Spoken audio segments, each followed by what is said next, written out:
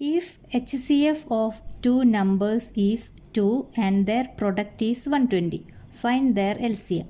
അതായത് രണ്ട് നമ്പറിൻ്റെ HCF 2 ആണെങ്കിൽ അവയുടെ പ്രൊഡക്റ്റ് 120 ആണെങ്കിൽ അതിൻ്റെ LCM എന്താണെന്നാണ് ചോദ്യം.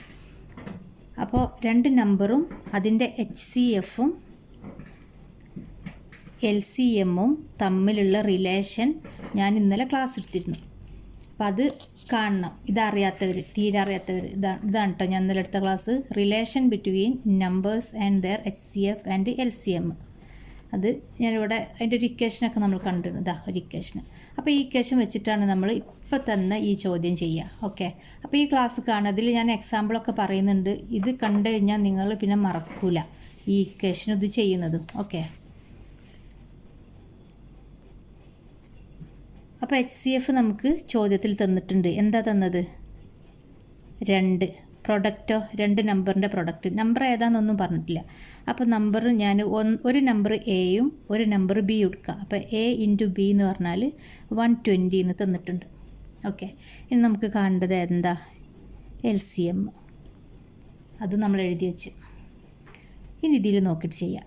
ഫസ്റ്റ് ആ ഇക്വേഷൻ എഴുതുക. ഇക്വേഷൻ എന്താണെന്ന് വെച്ചാൽ LCM of AB into HCF of AB equal to A × B എന്നാണ്. ഇതാണ് ഇക്വേഷൻ.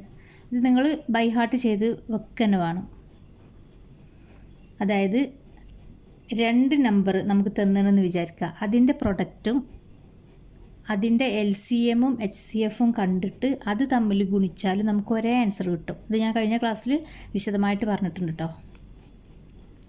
അപ്പോൾ നമുക്ക് HCF തന്നിട്ടുണ്ട്, LCM കാണണം.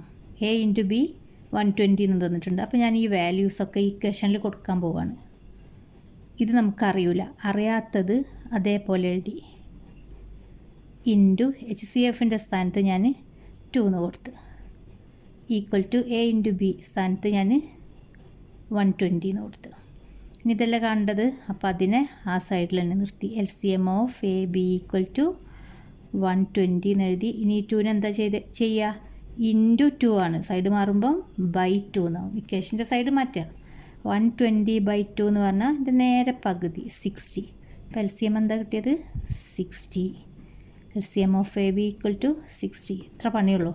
പക്ഷെ ചോദ്യം കാണുമ്പോൾ ഇതൊന്നും ചെയ്യാൻ കഴിയില്ല വെച്ചിട്ട് വേഗം ഒഴിവാക്കി വിടും. അപ്പോൾ നിങ്ങൾ ഈ ഇക്വേഷൻ പഠിച്ചു വെക്കുക. തരുന്ന വാല്യൂസ് അതിൽ അപ്ലൈ ചെയ്യുക, നേരെ ചെയ്യുക. ഓക്കെ.